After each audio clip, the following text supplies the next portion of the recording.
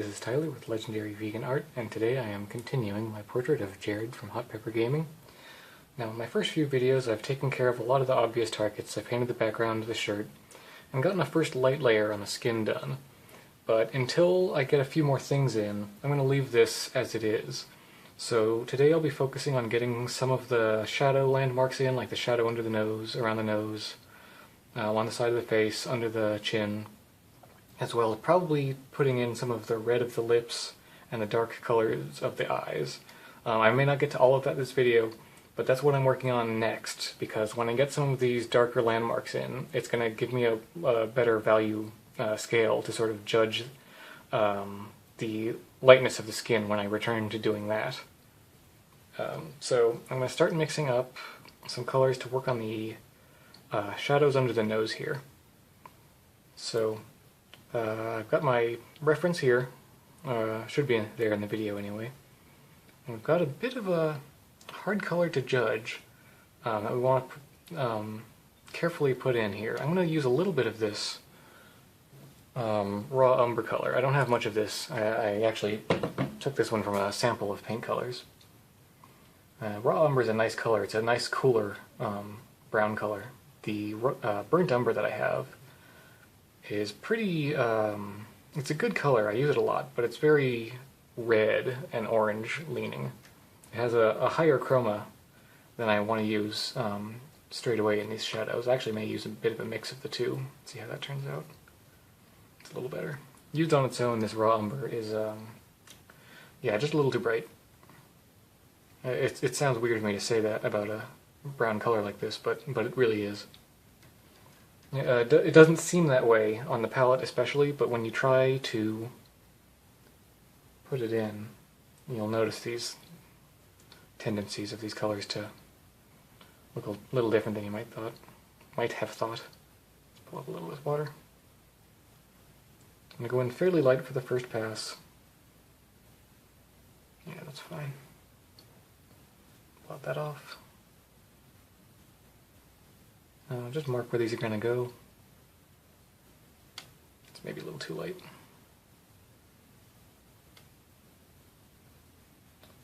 And then we'll have a much better definition for a lot of the sort of colored areas on this portrait. Put that in. These are going to have a tendency, I believe, to dry with a harder edge because of the earth colors that I'm using. I tend to do that. Let's get this.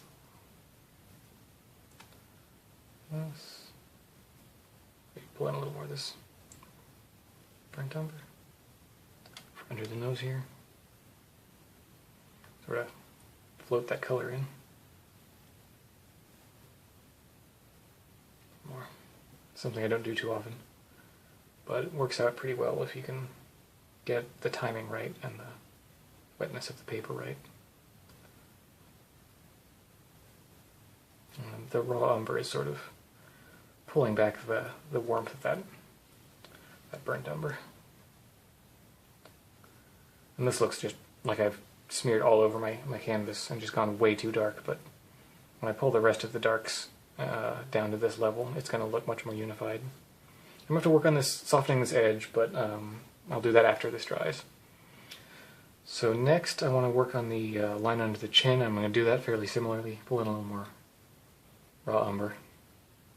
Trying to use this up so I can have an excuse to order a new tube. I'm always looking for an excuse to order more art supplies. It's an addiction. More of that, more of this. Cool it down slightly, maybe a little more pressure move. Yep, that's good.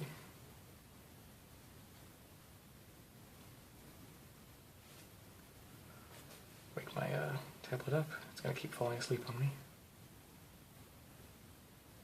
Right. Looks like shadow area looks something like that, and already we have a much more definition. So I'm going to put this in fairly lightly. I'm going to add some water to put this down where it needs to go to lighten these values. wet this area, then come up to the edge so it sort of flows in. It's working out pretty well. You know, watercoloring, you really have to, or working with any medium really, especially traditional media like this, you have to have tried a lot of things, to see what works. And that way when you're painting, you just have a big bundle of tricks to choose from. And I didn't 100% know that thing I just did to soften these edges was going to work, but it's turning out pretty good. Just applying some water here and lightly going over this edge. And the water that's already on sort of draws the paint into it, leaving a bit of an odd mark here. Let's take another soft brush. Brush that out. That lightened a little more than I needed to, but again, I'm just marking out where everything's going to go. This is too dark, isn't it?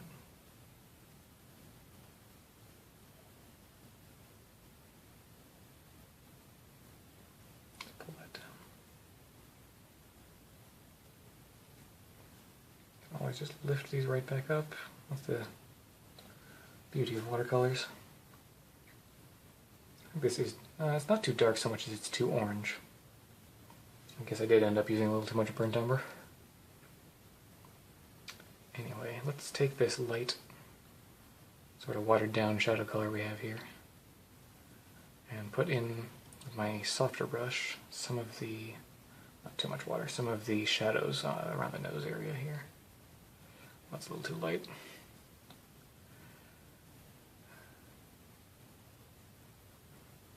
My constant battle is not to do things too terribly light.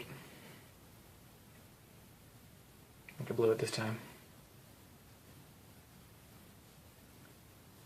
But I'm just gonna stick with it. This whole side of the face is in shadow that I'm covering here. Not the whole side, but much of it.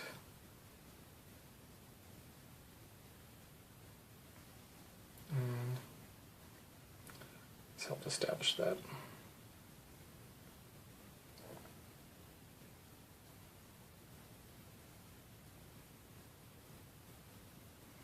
Start lifting up a little bit of this leftover skin color from an earlier thing I was doing and put that up here. I realized earlier that this needs to go higher into the hair area because there's bits of skin peeking through where these strands of hair are showing.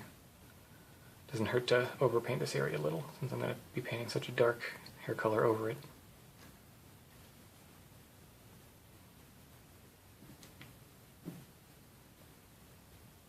And what else can we do? Okay, I want to start putting in some of the eye color. So he has a sort of cool bluish greenish color to his eyes. And it's very, very light. So I'm going to take my gray mix here, pull it way out down here. Actually, this is pretty close to what I need already. Because of the sort of greenness of the Prussian blue that I have. Pulls this gray mixture way down. Let's see how this looks. This is a good starting point. It's a very good starting point. So I will use it. I've already put a little bit of masking fluid down here. That's why I didn't start with the eyes, was because I needed to give that just an extra minute or two to dry. Alright, this is a pretty good eye color. Really slopped it on here. A lot of paint. I don't mind.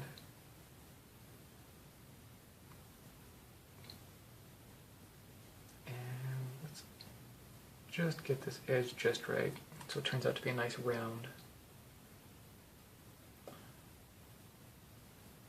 Nice round circle of his eye. I do prefer my circles to be round. Call me old-fashioned. Right, this looks pretty weird as it is, but it's going to come together, especially when I put some of the reds of his skin closer to the eye to counteract this dull grayish green color. Let's put this a little further down. I didn't go quite far enough. It's too small. There we go. I realize that now. Of course, the red is also going to come up this way, so I don't want to go too far. Another thing I'm definitely not going to do is leave the eyes, the whites of the eye actually white. That's another mistake a lot of painters make. The white of the eye almost never appears truly white. That's a misnomer. You got to use sort of, I might use the same cool gray, but very, very watered down for that again. I'm not quite sure yet, so I want to take a nice dark color. I've just realized what needs putting in, and it's the dark color in the mouth. No, it's not nearly dark enough.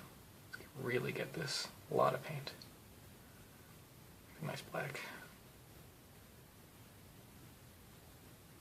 There we go. Be bold. Okay. Much darker. A little more brown.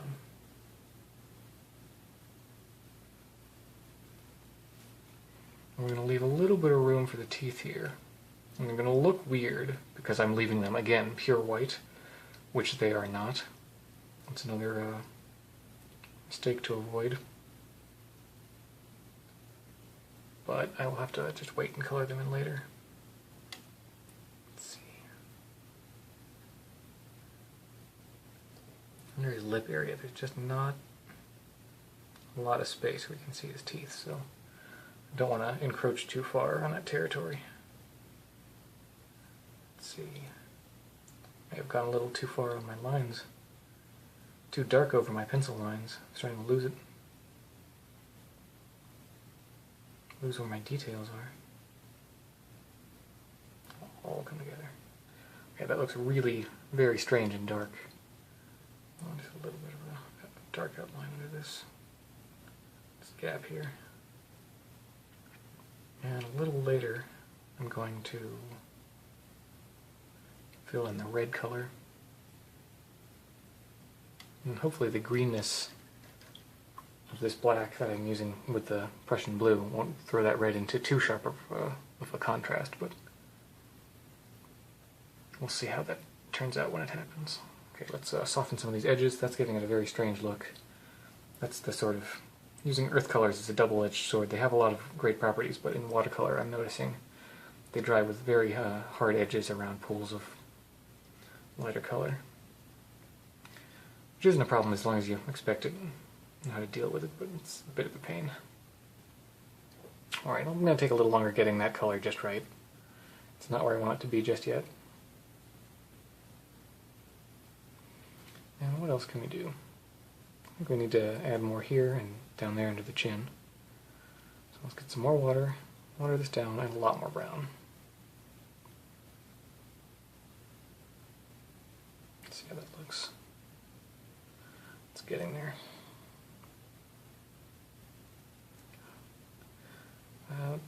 That Prussian blue may not have been the best choice for this gray.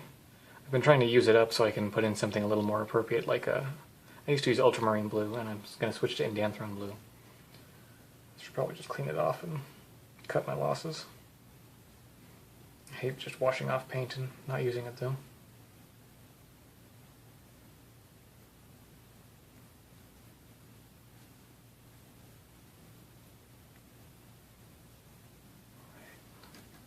That on, and while it's still really wet, let's go back in, soften these edges.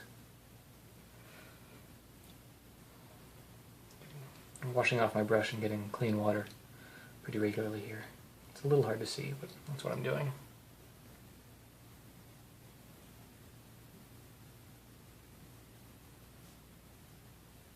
It's just looking a bit strange.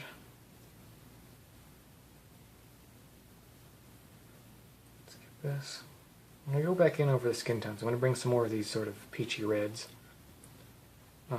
into this area, and that's going to help that a lot. Okay, this portrait's looking a little odd, but that's kind of what we're going for. I'm going to lighten up this eyelid a little. You know what? I'm not going to worry about that. I'm letting my my focus get turned to areas other than the ones I said I'd do today. I don't want to do that. Alright, let's take this light, watered down gray. Does this look good? Yes. And put this dark area right under his eye. It's still a little dark. More water.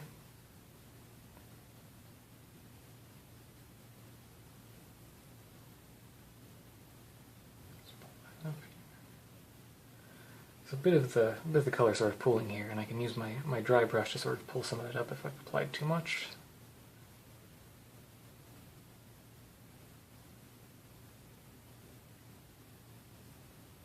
Sometimes people are afraid to draw these dark circles under the eyes because they think they're unflattering or just because it's a weird color to get. But fortunately, this portrait is supposed to look, well, English. So I'm not too worried about that. Alright, putting in these circles helps make the eye look a little more right, because as much as people hesitate to put these in, they really do make an eye look right. Because so many people have them. I mean, dark circles, not eyes. Of course, most people have eyes.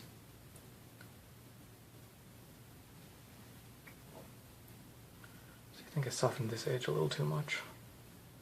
See if I can't pull it into a little sharper relief. I might have to wait till it's dry again. Alright. Again, I'm getting that hard edge from these earth colors, so I'm going to soften that a little before it gets out of hand. Yeah, I'm going to have to come back in with that edge here again a little later.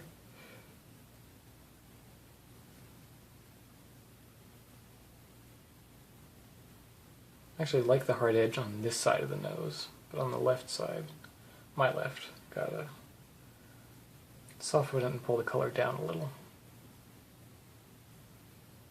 Down the slope of the nose, towards the eye, towards this sort of crease right here. A little bit of this right on the sort of tip of my brush, sort of outline this. That's maybe a little too light.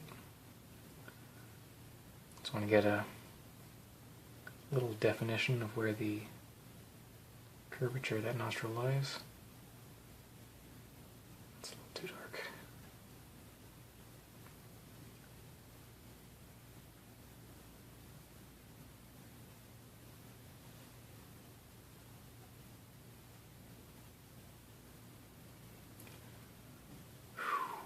Okay, some of these things aren't looking quite right to me, but we still have time to correct it. The way this dried, it's looking a little more blue than I had anticipated. The Prussian blue is sort of overpowering the burnt umber. I'm going to take more of that a little later and fix that. This is similarly looking a little too green. But that's okay, we have time to go back and fix a lot of these things. I may touch them up before the next video starts, I may not. I haven't decided yet. Oh, this is what I can definitely do right now, is dot in the dark of the eyes. So I'm going to take a lot of this burnt umber. I've learned my lesson against using that Prussian blue. I'm going to pull some Danfern blue up here. I like that a lot. And make a nice black. Let's see how this looks. It's pretty good. Let's pull up our black. Dot the eye. Carefully. It's still moist here. It's going to fade out just a little. Get that again. More blue. Okay, so I've put in the indication where the pupil of the eye goes. And there's going to be a nice big highlight here from when I pull off the masking fluid, which I will do before next time. There we go. We have to have the pupil of the eye wrap around that highlight just a little bit. So I'm going to let all this dry, come back and make a couple corrections, and I'm definitely going to know what to do next time, because some of these things are slight missteps, but that's okay.